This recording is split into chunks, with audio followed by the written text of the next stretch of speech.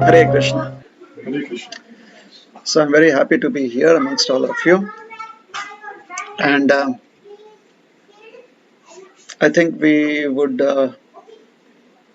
be good to hear about the benefits that one can have during this month that has been glorified in our calendars, the present month that we are in. So everyone must be aware that we are in the month of Kartik, right? Yeah. So in the Puranas, there are there will be glorifications about specific opportunities. Let us put it this way: in the Puranas, would describe the opportunities that one would have during various times of the year, and they would also back it up with uh, examples, uh, how people from the past have benefited by taking or by using those opportunities, and thus the glory of those opportunities are revealed. It's like every month there would be some positions opening up for making progress. So if you are qualified, you can put in your papers, apply, and see if you get recruited for that. And once you get recruited, then you'll get your salary, you'll get the benefits. So that's how it is. It's a very practical process. Uh, Maybe sometimes it is helpful to make it very esoteric, because we like things that are in the Harry Potter world. We kind of get attracted to things that are in the magical realm. It seems beyond our understanding and reasoning. Um, the reason being, um, there are many aspirations that we have as humans. A lot of expectations are there, a lot of desires are there, just happens to be there. Like, for example, if a bird or a beast finds pizza inside the pizza store or on the street, someone is offering it to them, they will not be looking around for sauce or toppings. They just go about doing what is needed. That is called as propensity. So they just subscribe to whatever is their propensity. So they are hungry, they like to eat, and it smells good, they eat. Yeah. Hence, we don't find them actually, none of the other species of life goes through systematic um education and programming to bring about development. They don't. In the human species, we do it. Um, the reason is having finer intelligence also helps us see, or gives us the opportunity to um, increase our demands. All of you are, you know, if you look at your intelligence quotient, the IQ level, you have a certain IQ level, you have certain skill sets, right? So as soon as you have those skill sets, there'll be desires. I need this job, I need this position, I need to get married to such and such person, and my children should be going to such and such, they should be having such and such opportunities. That doesn't happen in the other species of life. So the fine intelligence that we have also uh, propels us or instigates within us need or needs to have more and more and more. In that process, the idea of that which can be beyond reasoning is very, very attractive. That which is beyond human reasoning is attractive. For example, let us take sports. At one point of time, to run a mile under 4 minutes was considered to be impossible. It was called the 4-minute barrier. You must have read about it. So, track and field basically, and sports. Um, so it seemed to be an aspiration, an achievement that only the best could hope for or try. And then one day, Hare Krishna, one day, one person ran under 4 minutes.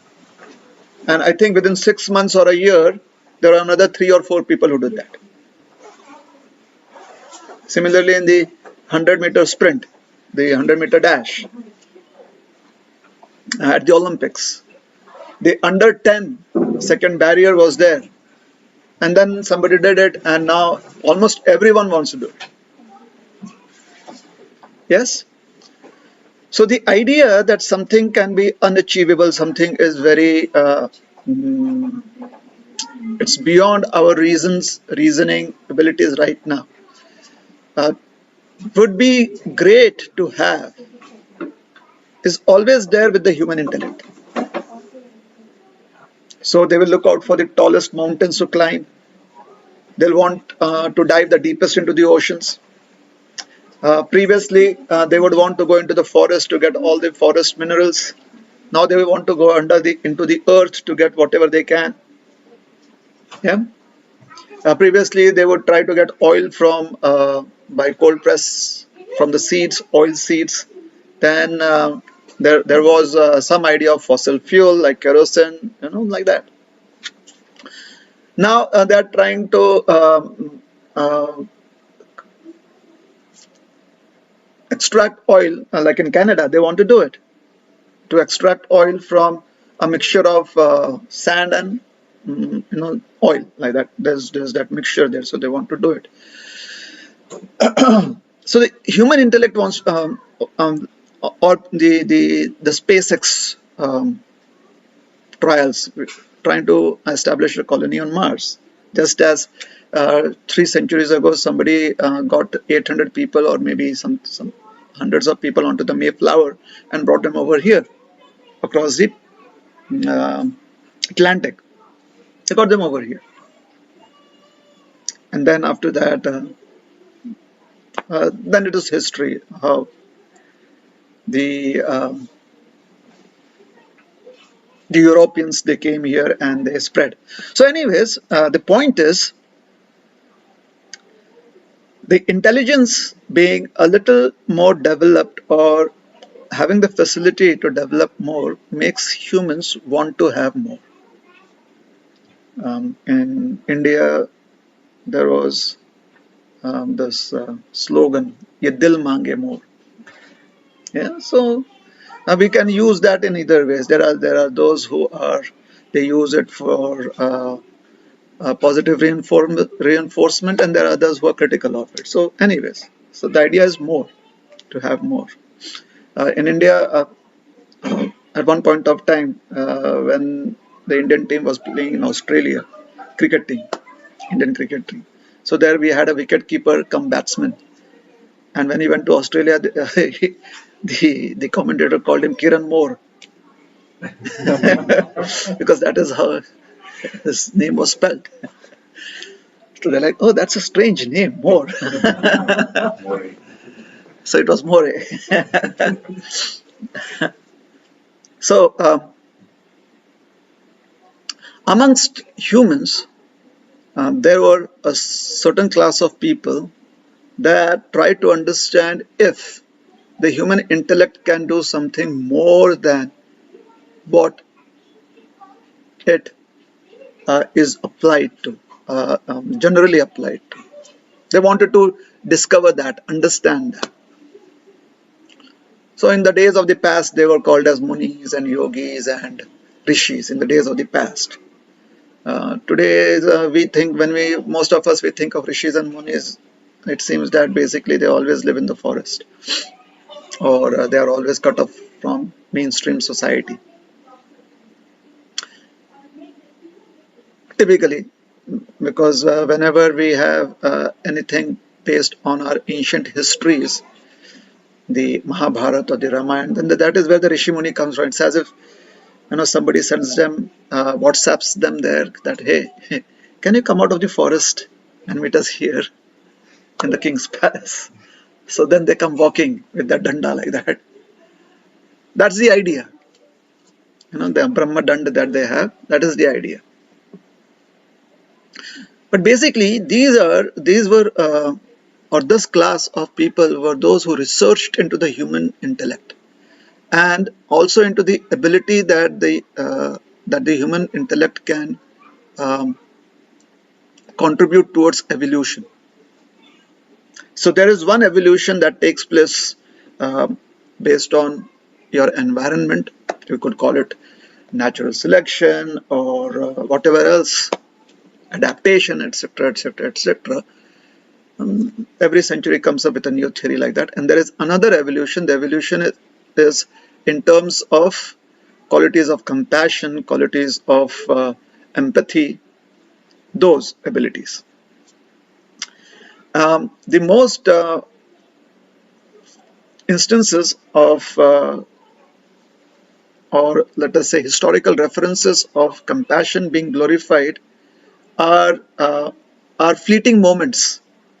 Very, very, they're like snippets of somebody's life. Most of the life may not be of compassion. Occasionally, on one day, they decide that today is Thursday, we should be compassionate. Like that. Today is Friday, today we have to be a little generous. So snippets of that can be seen. These Rishis Munis were those who wanted to experiment with the idea that is it possible to have these emotions over long durations without interruption. And understanding that the relevance of the different months was there. That is why Kartik is relevant. Now, if you want, you can just go dancing and Kartik, Hare Krishna, this month we are all very excited because this is this so and so month. That's good. It's always helpful. Some political party gets benefit from that. When people come together as a crowd and say XYZ, XYZ, XYZ, XYZ, XYZ, so some XYZ gets a benefit. So similarly, everyone is like Kartik, Kartik, Kartik. So somebody gets benefited, some corporate body gets benefited because a lot of incense, a lot of what is it called as wicks, a lot of ghee gets used. There's benefit behind that propaganda. The other idea is, or the other benefit is, what does it mean for me in terms of evolution? How do I evolve? Evolve how?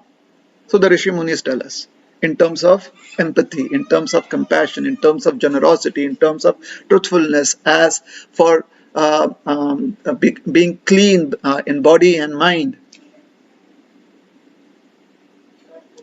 This is too much. I don't have time for all of this because I'm too busy. So then they say, okay, you take this gutka, you take this shortened version of, at least do something.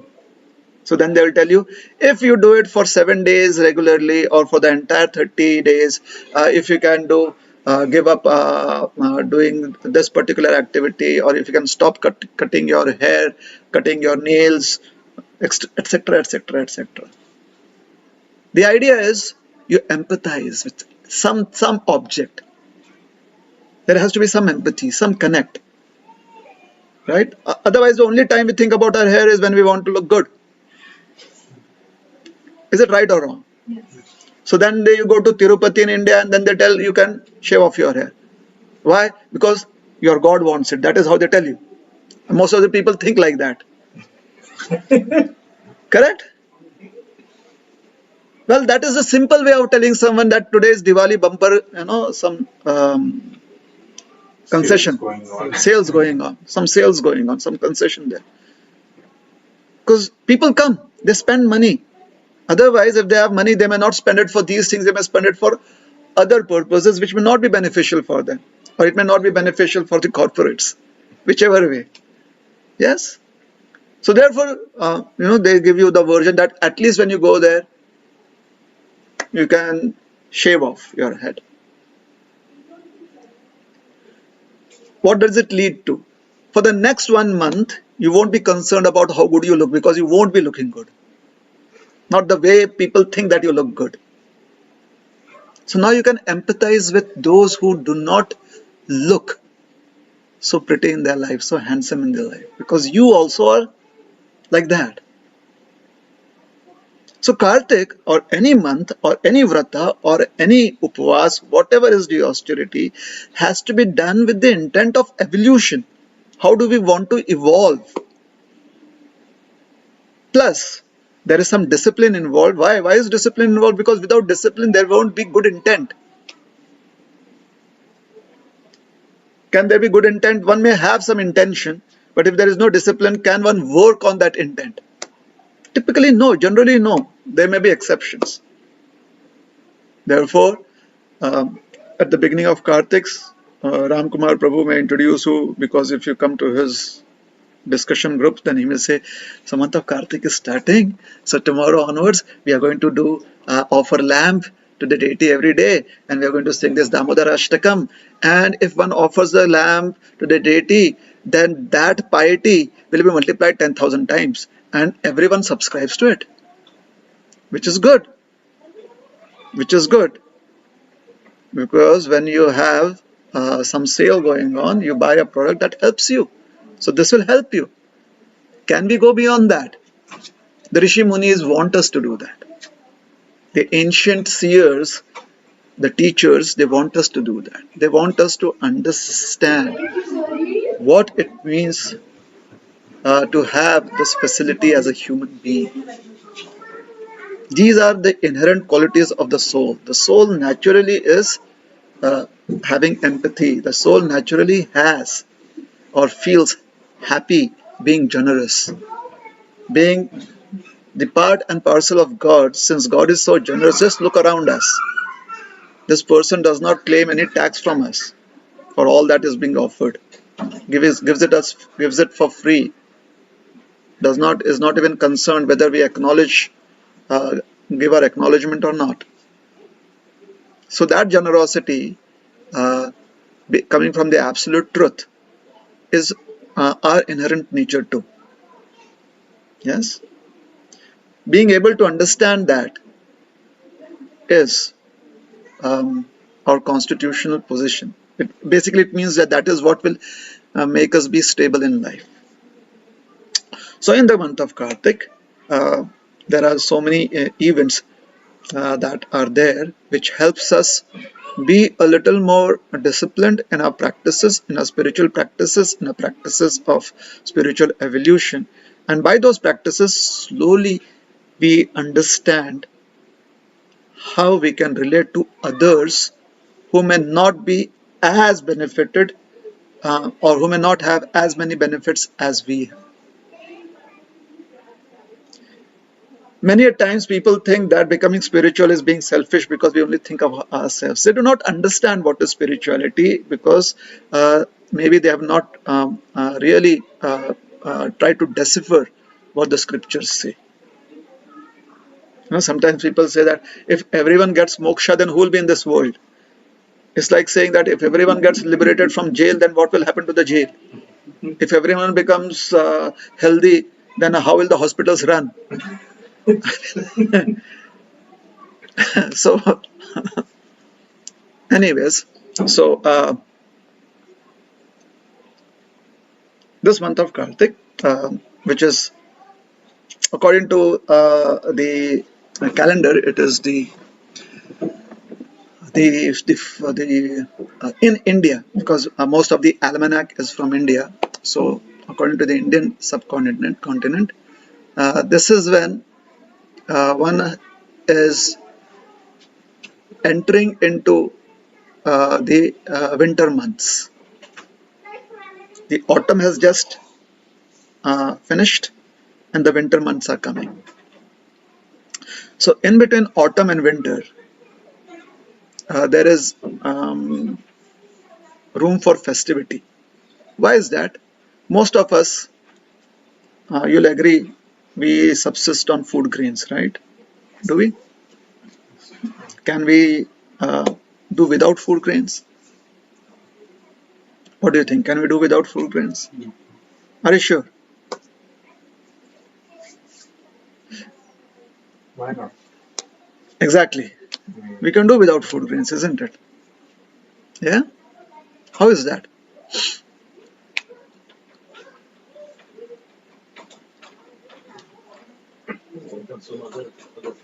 Synthetic food, which we grow in our labs. So basically, we can grow our own food rather than have nature produce it. That's the way. It's difficult because These days we can, but yeah, maybe in the older days there could have been a challenge, but okay, so food grains are basically what? Chemicals. We know those chemicals because when we assimilate those chemicals, then there is the biological functioning going on. That's right. Sodium potassium pump has to work. And then there has to be the proper concentration of hemoglobins, so that which has the iron content, so that there can be absorption of oxygen and the liberation of, you know, all of that, right? So chemicals. Where can we get the chemicals from?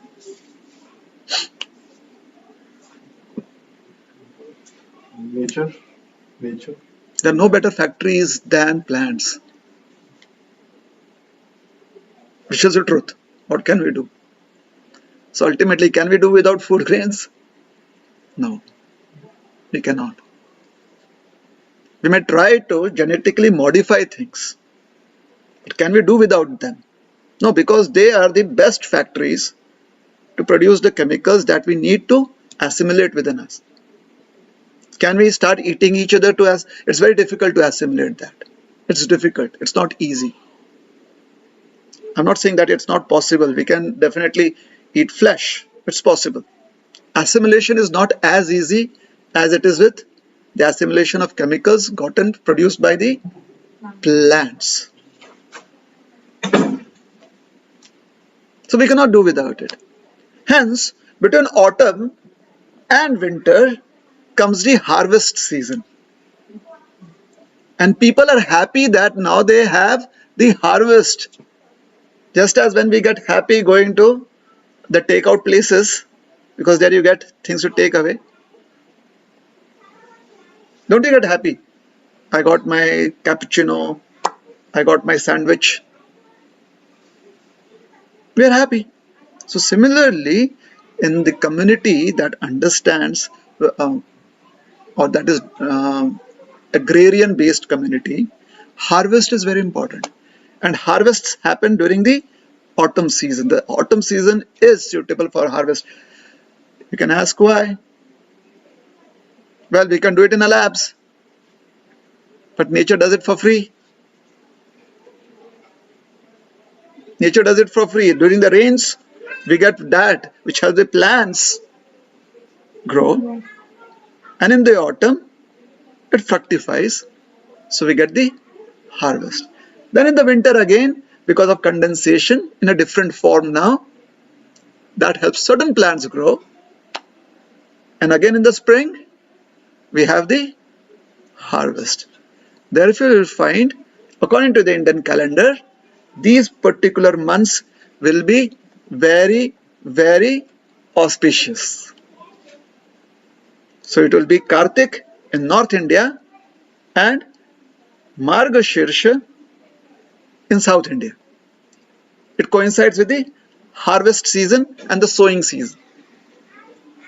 And similarly, we'll find Chaitra, or we'll find Falgun, or let's say February, March as a festive season in India. We'll find Pongal and everything else in South India. Correct? Now, when we have these opportunities, this festival, we express our gratitude to the Almighty. And then we look at our history, which could be 5,000 years old according to what if you believe the present day Indologists, or it could be millions of years old if we believe our scriptures.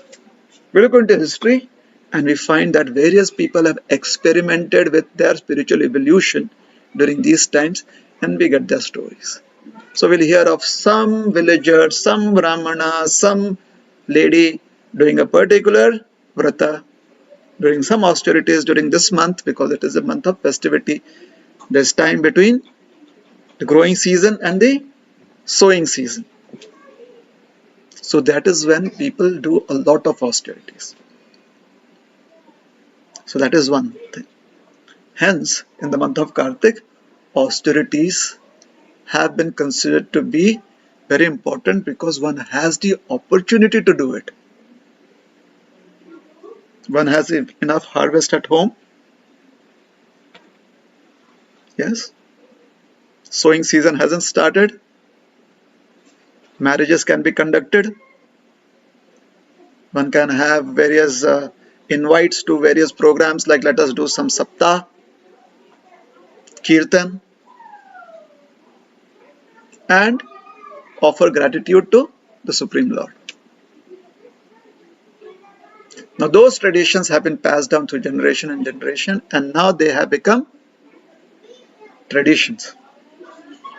And we follow those traditions because we have not developed our own experiences.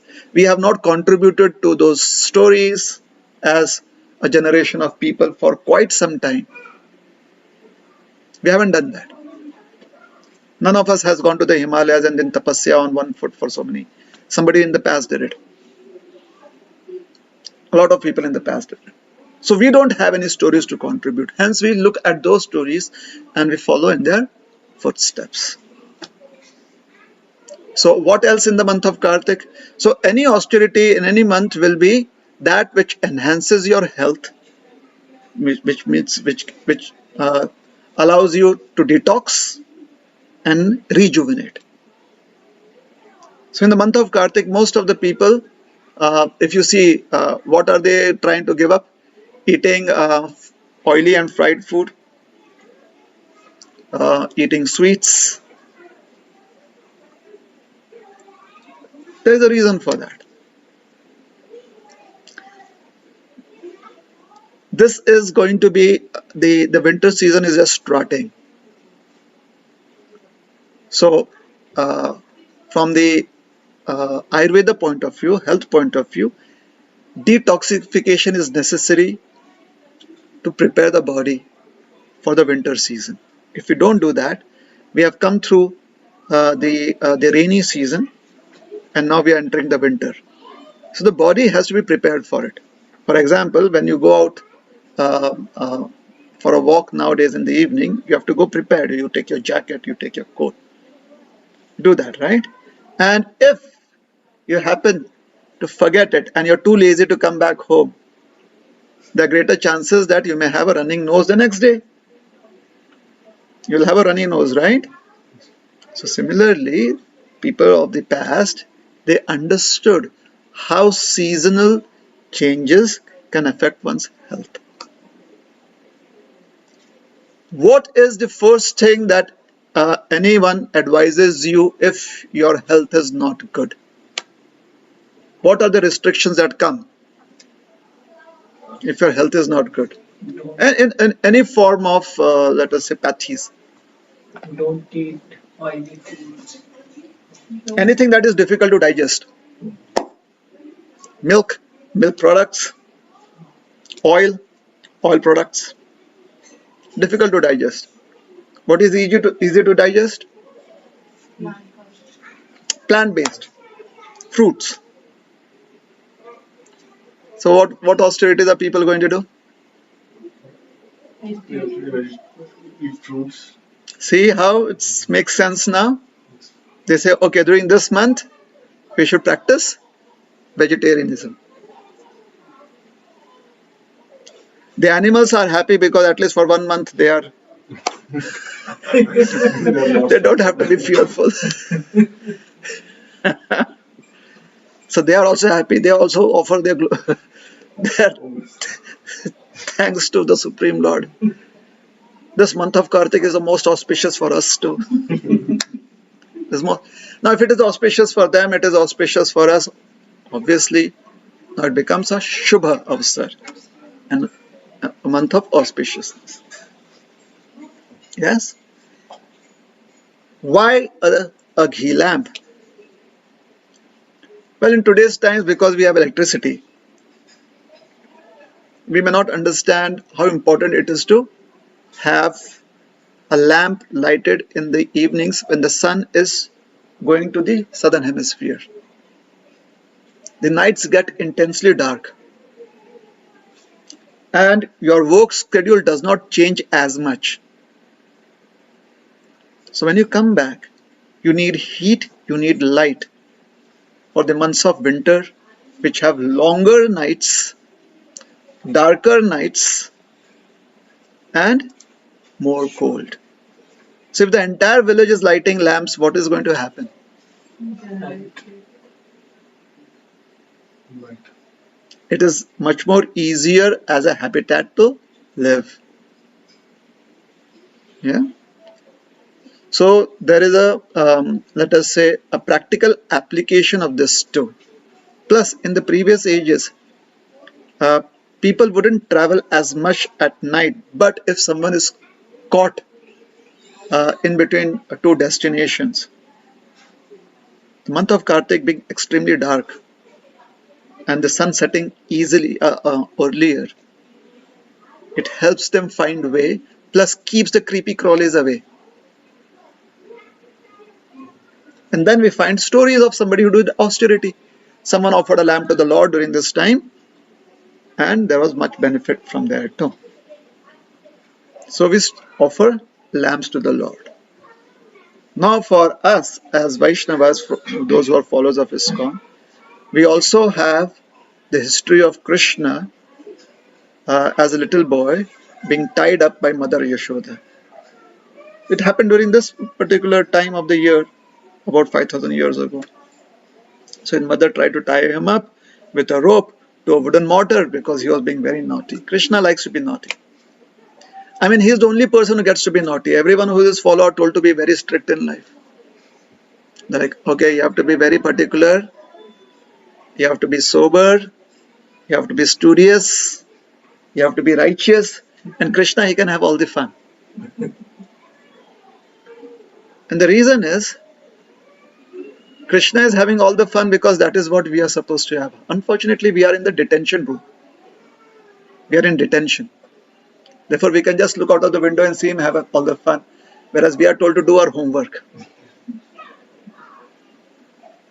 So we do our homework so that we can come back, come out of the detention room and go home. Yes? So he has all the fun. When he has fun, his mother becomes anxious for him because he's a little kid, little boy. So his mother is concerned that what if he gets hurt. So one day she found that in his being truant, and as he was being very naughty and truant, he had broken a pot of partially churned butter. No, what is it called as? Yogurt. Yogurt. Partially churned yogurt. So there was some butter in it, and there was the yogurt in it. So he had broken that pot, and everything was spilled around. And he had walked into the courtyard and he had picked up another pot there, and he was sitting on a wooden mortar which was upside down, and he was sitting on top of it, and he was feeding the butter to the monkeys. So he likes to do food for life, I guess. He's like, okay, I want to feed the monkeys too. Somebody asked him that, why is that you want to feed the monkeys? He said, well, many years ago when I was Lord Ramchandra, these monkeys helped me. This is payback time. So he's paying them back. He's giving them their bonus, the Kartik bonus. So the monkeys are very happy. Unfortunately, when Mother Yashoda walks in, trying to find out where is Krishna, because she sees all that, the broken pot, all that mess. So when she walks in, she finds him, throwing butter out to the monkeys. That is what children do, right? Have you seen children like offer a plate to another child? They're like, you want this? Here, take. So Krishna is a little kid. He's like, here, take. Here, take. Some monkey comes up to him and he gives it in his palms, in his hands. Take, take. So when Mother Yashoda walks in, the monkeys are already full. They are no longer in the mood to have any more butter. So can you understand what she gets to see? She gets to see what any parent terms as, what any parent would term as children wasting food.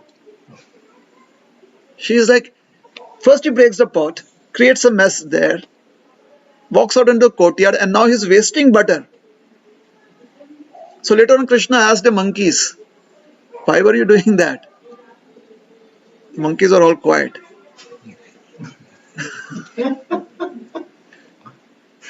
So Krishna is like, I think I understand.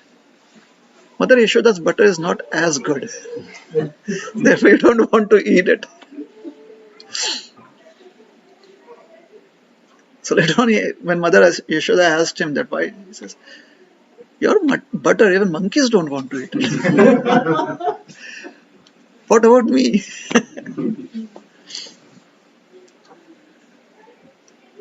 So then Mother Yashoda, she runs after him, Krishna runs away from him. And as he is running away, all the demigods and everyone else who have remote access, they're like watching through Zoom of those times.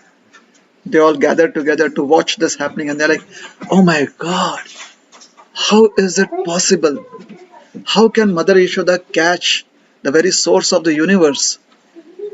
And Krishna looks at all of them and says, stay tuned in. There's much more about to happen. So after some time, Mother Yashoda realizes that it's so difficult for her to catch Krishna. So she, out of exhaustion, she says, Krishna, but I'm not going to hurt you, but at least don't run away from me. And Krishna is like, oh, you're begging me? If anyone begs from me, then I have to, I have to offer them. So I have to surrender. So Krishna says, here, catch me now. So she catches Krishna. As soon as she catches Krishna, she's like, now I've caught you. I have to punish you. And Krishna is, what is this? The yogis catch me. The devotees catch me. The Rishi Munis catch me. Nobody punishes me. They all worship me. But here Mother Yashoda wants to punish me. This is very interesting. I want to experience this punishment. So this is called as love. This is what is the Krishna world. These are the various experiences that God receives when He says, Ashnami Prayatatmana.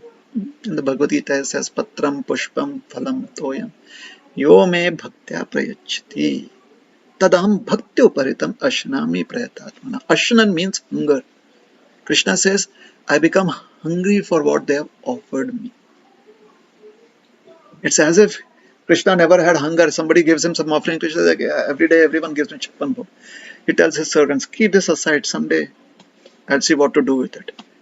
But these offerings, they make him hungry. He says, Ashnami. And where is the hunger coming from? The devotion with which they offer it. The intent with which they offer. And what is the intent? The intent is they want to offer everything to Krishna. And what are they offering? Simply a leaf or a fruit or some water or a flower to Krishna. And becomes hungry. So, Krishna becomes very hungry for that experience. I want to be punished by her. But then he wonders, well, I did make that decision, but then I'm still her child, she's my mother. What kind of punishment is going to come? So Mother Yashoda, when she sees that concern on his face, she feels, oh, my only son. If he becomes too fearful, he may run away from home. So she tells him, no, I'm not going to beat you. But you are being very naughty, so you need to be punished. So sometimes when you punish a little child, I'm not sure if you have experienced this or whether you as a parent have done it. But sometimes when you punish a child, you say, oh, you've been naughty, and the table also has been naughty with you. So both are going to be punished. So Mother Yashoda kind of said, you've been naughty, and the mortar, the wooden mortar also has been naughty. I'm going to punish both of you. And the mortar looks at Krishna and said, Bure phase. I mean, this is what happens when you don't have good association. The wooden mortar. I don't know whose face I saw in the morning. And Krishna is like, shh, keep quiet. Although you are being punished, you are going to be in close contact with me. And the mortar says, oh yeah. If punishment means to be very close to God, then why not have that punishment? Therefore, we accept austerities because it helps us be closer to the Supreme Lord. It seems like we are punishing ourselves. Everyone else is having a nice feast and you watch them like, they're eating rasgulla, they're eating cake, they're eating puri. And you're like, okay, I will not think about this. I'm punishing myself because today I'm doing vrat, fasting. But then we do it because we want to be closer to the Supreme Lord. So therefore, a vrata does not seem like a punishment anymore. Yes? So she tries to time up and Krishna is like, you were thinking that you are going to be in trouble being punished with me. Just watch what I do. He tells the mortar and the mortar is like, okay, I'm watching. And then the mortar goes, how did this happen? What happened? So Mother Yashoda was trying to tie Krishna along with the mortar with a rope. She wanted to tie him up. When she brought the two ends of the... Now she's the queen. She is a woman. She is a mother. She is an adult. She knows how much rope she'll need to tie up someone. When she does try to tie the knot, she takes the two ends of the rope to try and make a knot. The two ends would not meet. The two ends said, not.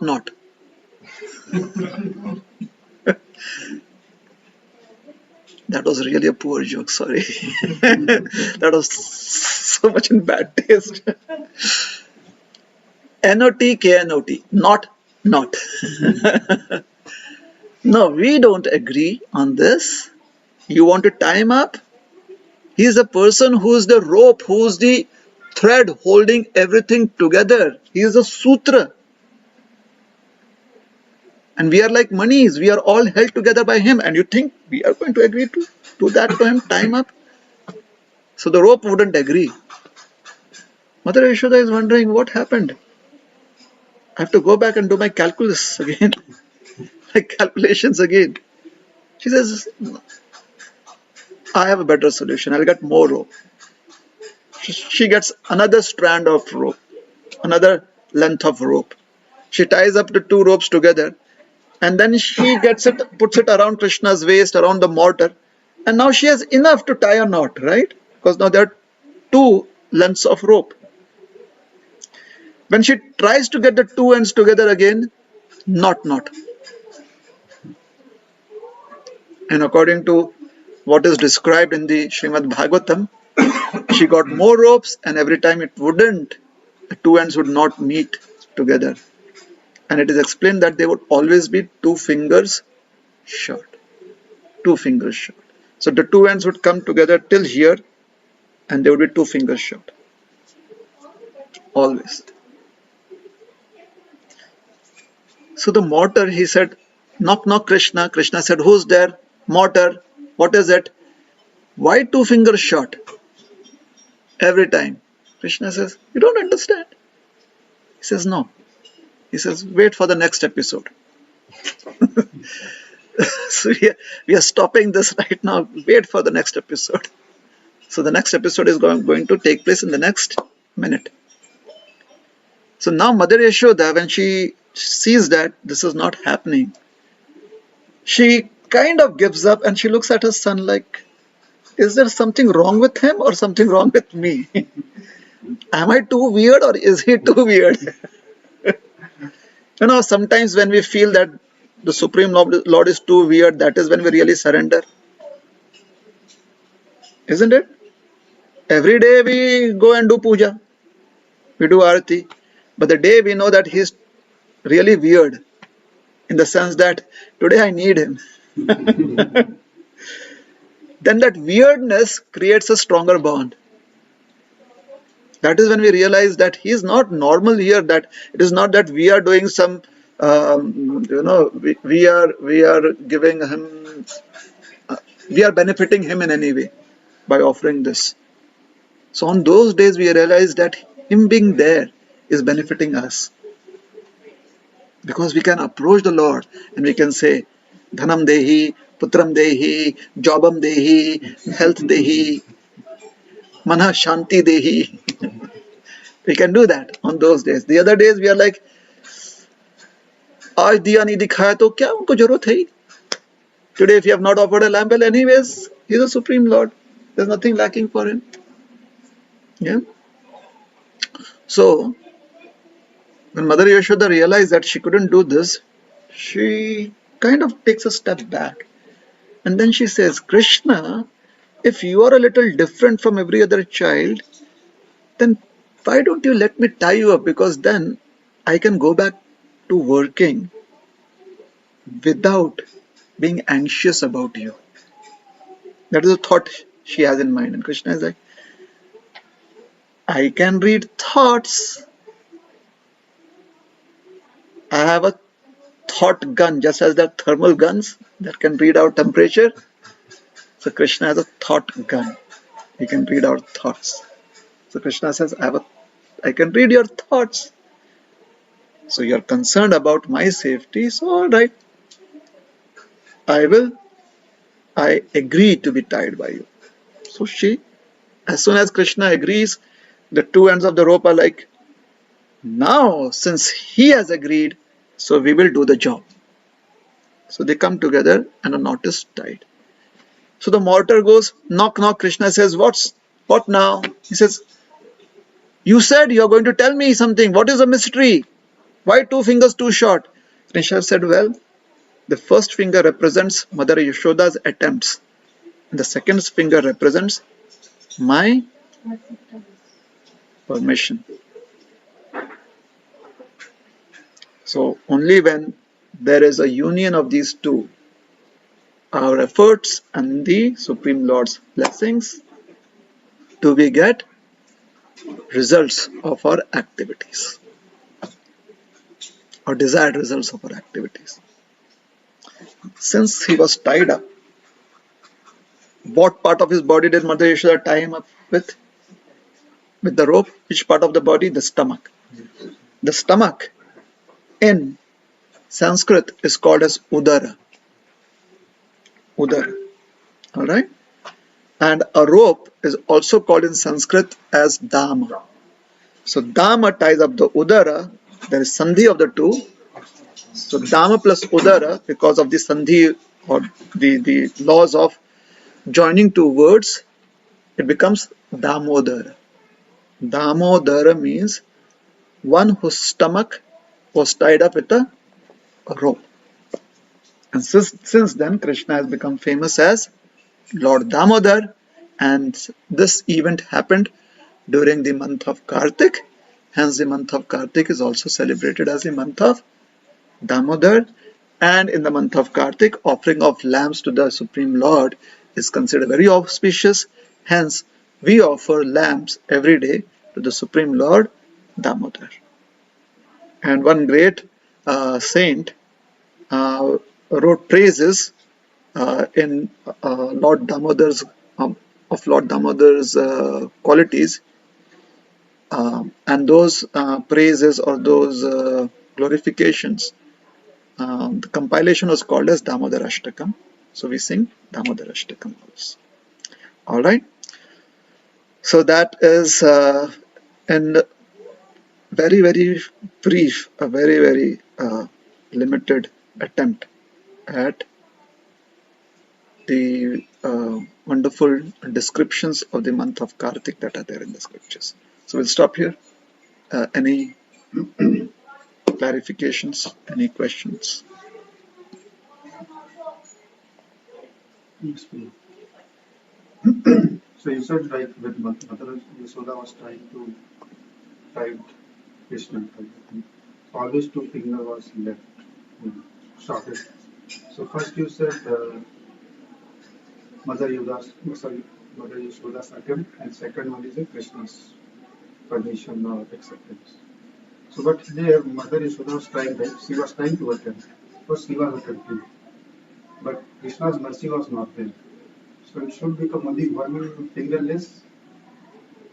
Oh, so math. Yeah, maybe you should. Yeah. So since Mother Yashoda's attempt is there, so one finger. Right? So, but Krishna's mercy was not Yeah. there. So Krishna's mercy. Yeah. That's a very good observation. Krishna, wherever you are, you do not know your math. So Krishna says, knock, knock. So we are asking, yes, Krishna, do you want to give any clarification? He says, yes. Rohinipriya Das, I'm going to use you as my mouthpiece and you can give clarification. So now I'll try to give clarification. It is his clarification, I'm the mouthpiece. Two fingers too short is symbolism. It symbolically represents that one finger is representing one's attempt and the other finger is representing Krishna's permission. Now if Krishna had taken away one finger, then for symbolism we would only have one finger. And we would not have spoken about the other representation. Hence, whenever there is a representation, we have to properly give the, establish the objects.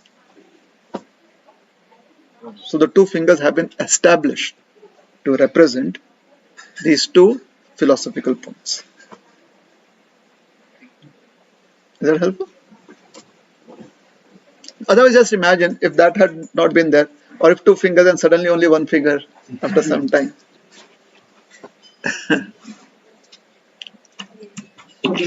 But also Mother Yashoda's mood was also not good style. Something like Mother Yashoda's mood was not inside her, and therefore Krishna was not letting himself be tied. Is that the question? It's quite possible. It is quite possible. So we may have to see if that possibility has been also explained or has been justified by other intellectual people too. So they say that Mother Yashoda could not be Krishna's mother if she is not surrendered. So if there was lack of surrender, she would not be Krishna's mother. So this is called as, rather than Mother Yashoda's lack of surrender, it is called as her bhava. It is called her connection to Krishna, her moment, her attachment to Krishna. So because of her attachment to Krishna, she is over obsessed with Krishna's safety. So her obsession can be considered to be a deterrent. Krishna is like, okay, I'm happy with one day vrata. Don't try to do vrata in such a way that you yourself are no longer in a position to do any more vrata. We have to give you IV line. So no obsession like that. Please when see Prayed right in her mind, and Krishna read her mind, and then he allowed. Oh, yes, yes, yes. Mind. She started smiling and wondering, how is it that my child is not being, I'm not being able to tie him up. And she said, oh, Krishna, please be bound up. So then Krishna got bound up. Yeah. You're welcome. So probably like any activity, whatever we perform, probably. So if our intention is to please Lord, like or to render service, like for Loka Kalyana, probably. If we have good intentions, and if you sincerely pray to Lord and perform that activity uh, with utmost surrender, then it will be successful. So the statement is that if we do an activity at utmost surrender, and obviously that activity has to be auspicious for the universe too. So that is surrender to the Lord. Is that the statement you're making? Yes, probably. With surrender. Or do that with surrender. So it is also with.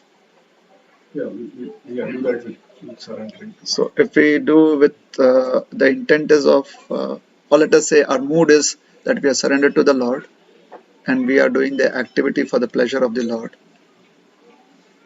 then that activity is also auspicious for the entire universe. Is No, that the probably that statement? activity will be successful. Will the activity be successful? Success depends upon our what parameters we develop.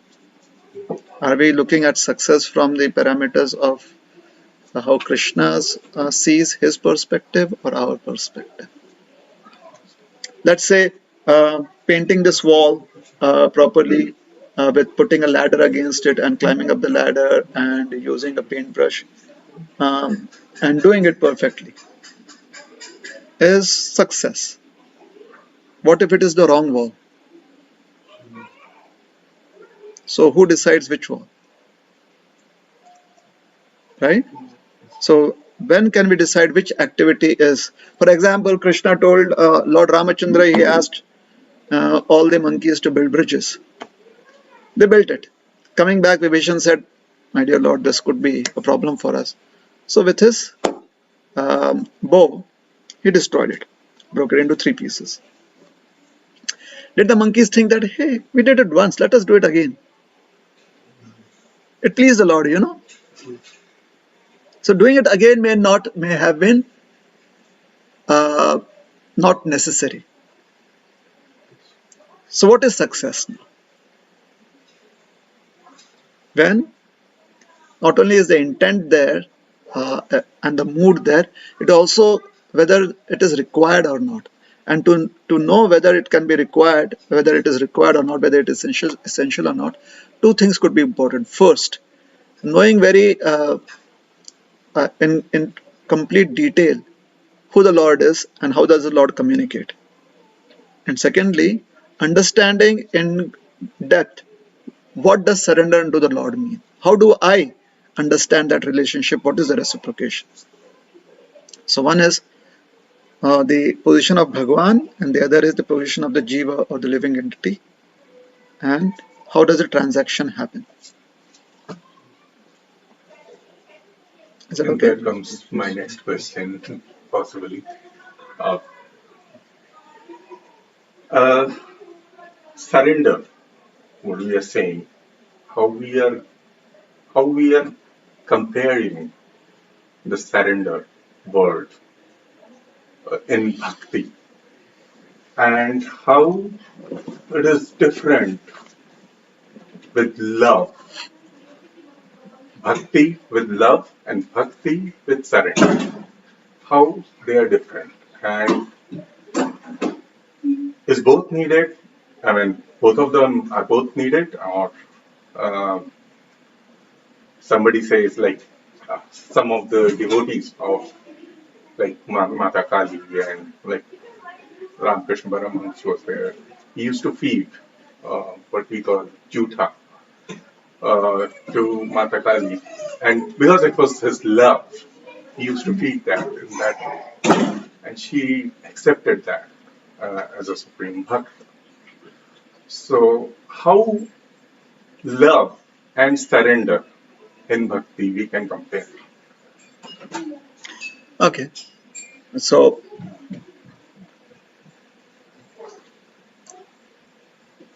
is there any technical difference between surrender and love when it is applied in bhakti, and how do we understand it?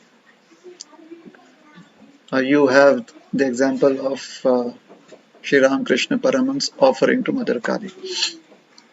Um, Considering that what he offered to Mother Kali, I'm not sure if he would do it every day. However, because it is an activity that stands out, Yeah. maybe that is There what was one defines. example, and I was just considering about, but Yeah. I mean, So it could have many more examples as well, but that was no, one of the examples. what I'm saying is that it stands out, and maybe that is why it seems to be very very important, or it seems to be something extraordinary because it stands out in our minds. I'm not sure whether that is exactly what love is about, unless until it stands out for us as love. Because if that is what is love, then almost every day he must be doing the same thing. As far as my readings are there, I do not find that reference there. So on one occasion, just to help him feel happy or see that Mother Kali is reciprocating, Mother Kali must have done that. Maybe a couple of other occasions too. So that could be an expression of, or that could be, let us say, um, just a confirmatory test for a particular person at that moment. In this case, our revered saint, Sri Ramakrishna Paramahansa, for him. Isn't it? It could be just a confirmatory test for him. It is his expression that, all right, if this is possible, then could you do it? Then on the other days where that was not needed or where he did not feel he should be doing it, does it mean that there was no love? That could not be the conclusion that we could draw. We have no idea. Yeah. So that is just about that example, that how sometimes things stand out for us according to our parameters, and therefore we think that that is what it defines. Yeah. Okay, let me give you another example to just establish what I'm trying to say. A person had gone out to sea for fishing. A storm came in, so couldn't come in that night. Towards early morning, he comes in, and he finds that his house is burning down and people are all trying to douse the flame. Couldn't be saved.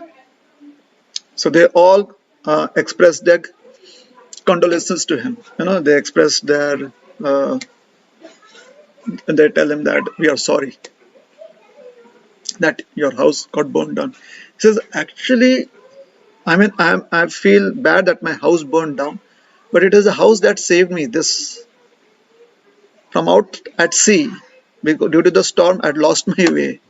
So when I saw something burning, I thought this is a shore, and I came in here. Now, he wouldn't want his house to burn down every day just because he needed direction, right? But since that stands out, hence it seems to be a very important event in one's life. And maybe it is what defines one's life. It could seem like that, may not be. Uh, Technically, if you are thinking that surrender and love are a little different, technically, if we are based upon the understanding of these two words, then the only technical difference could be that in surrender there is formality, in love there is a little more informal reciprocation. So there cannot be love without surrender, and surrender becomes more enhanced with the addition of love or with the expression of love. Is that all right? Um, in Krishna consciousness, I hear this uh, term, I think I believe it's around this Prayojana, and then there's the goal and the means to attain the goal. Okay. And so, and I also heard the saying that in Krishna, to advance in Krishna consciousness is like a series of little adjustments that we can make over our time. In the sense where we are practicing Krishna consciousness, chanting around, following the four ways, we have made a series of small adjustments in our life that will help us become more intense in our Krishna consciousness, or become closer to the surrender and love. Mhm. So, can we look at this pastime of Mother Yashoda tying Krishna as that same type of way? In that sense, she's trying to tie many times, not being successful, but you know, in a way, she's kind of trying to attain the goal. She comes to the point where she's able to do it. So there's development of her character. Can we look at that like that? Correct. Yeah, why not? We can always have so many lessons that we can imbibe to our own, let us say, reasoning power. Yeah. We can do that definitely. So there are some standard ways that we can look at it, and there are our own unique ways that we can look at it.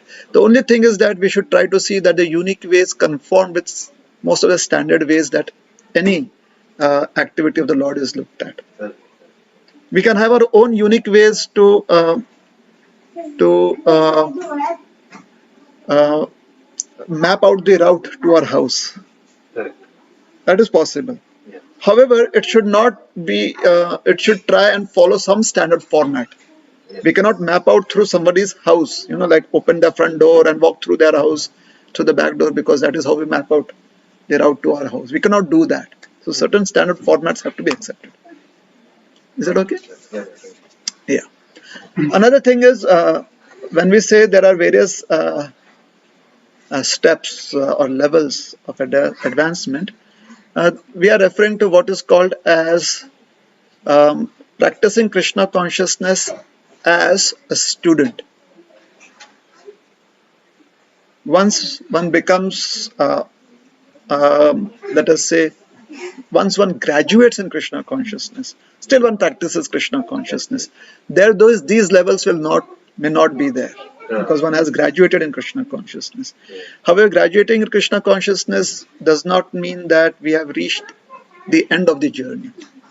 The journey still continues. There's still activities in Krishna consciousness therein.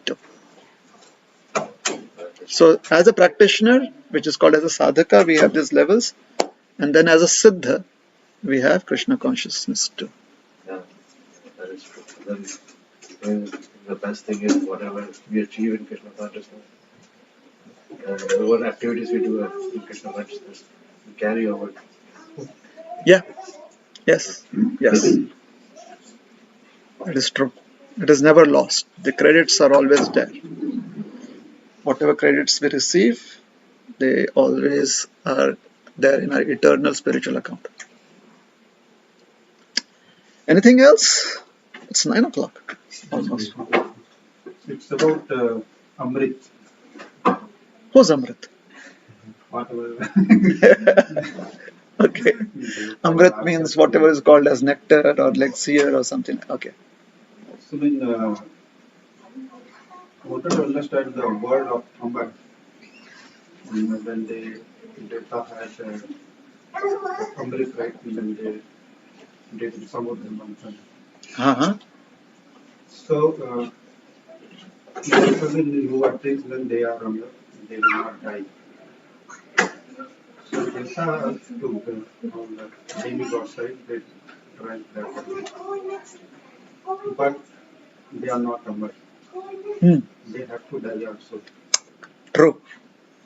So, but what is the meaning of the Amrit? They try and still we call them our dreams. They will be Amar, but eventually they also have to die. Okay. How can you understand that Amar? Why do we call them Amar? Devtas are Amar. Okay. So the question is that sometimes the Devtas are called as Amar, and then we also hear that they died too. Yes. So why are they called as Amar?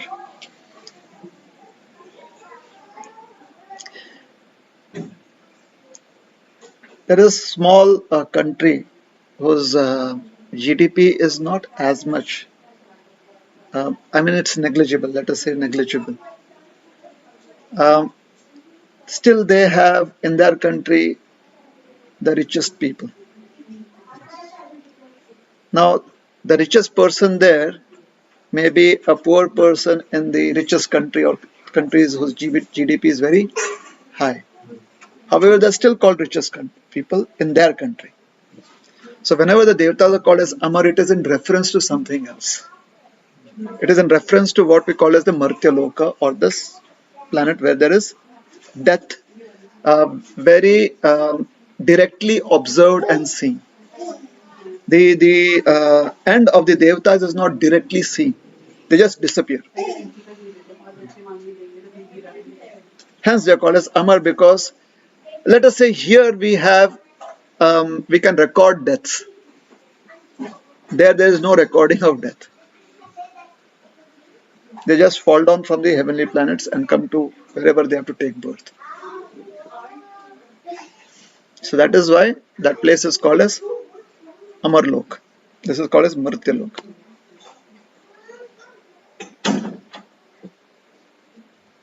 Somewhere I lost Prabhu. Okay, in Mumbai there are certain hospitals. Mumbai is a place where I come from. There are certain hospitals that very proudly claim that none of our patients die, which is very strange. Amar. That's Amar because as soon as the patient is about to die, they transfer the patient to another hospital. So that is what happens in Devta, the Swargaloka. As soon as their end is near, they fall down, they are transferred to another loka. Okay. So they can very easily claim that no one dies here. And that is how they are Amar. So when they transfer to another local, so they will go along with their body. So they are no more Devtas. Right. I mean, they have to leave that body there, or they, So just like when we get into the car, we have another body. We get out of the car, we have another body. so when they We do that, no? Yes. When we are in the car, we take off our coat and everything. Now we are another body. Typically, our understanding of body is just the flesh part of it, isn't it?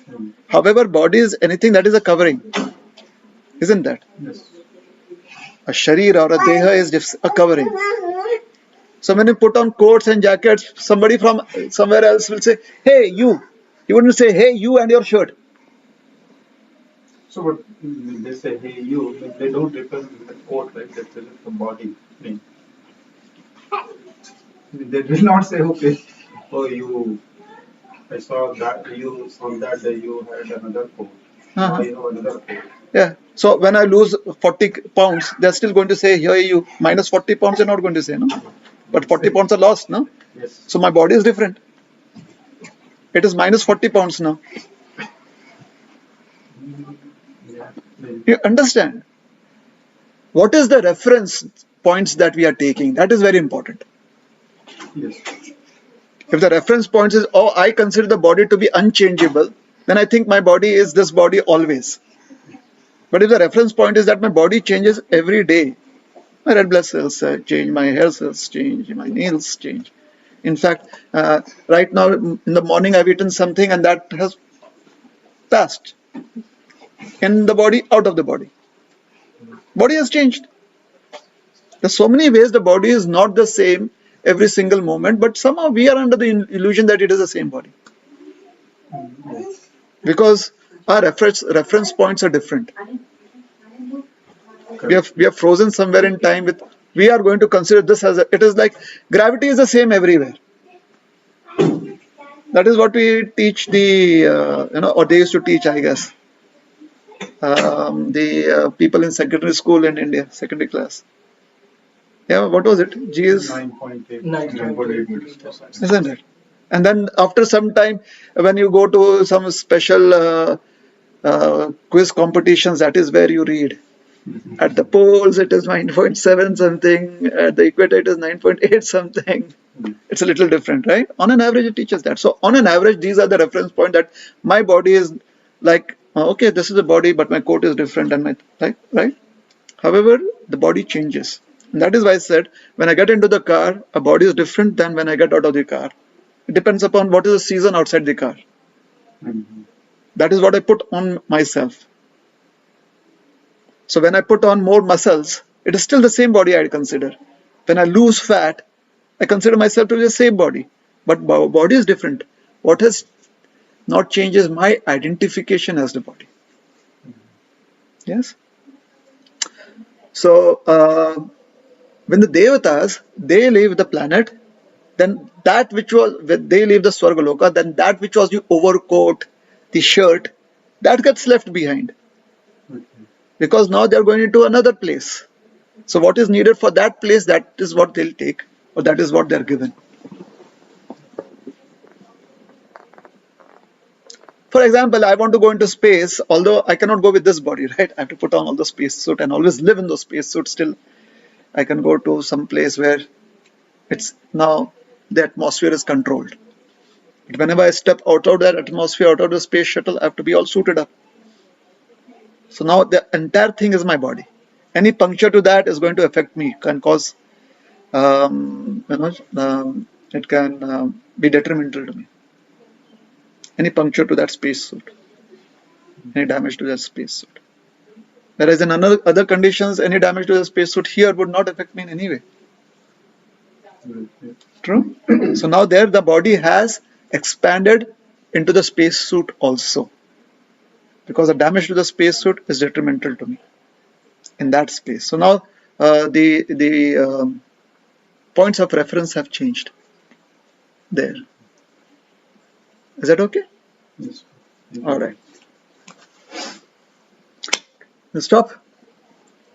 Thank you very much. Hare Krishna. Hare Srila Krishna. Prabhupada ki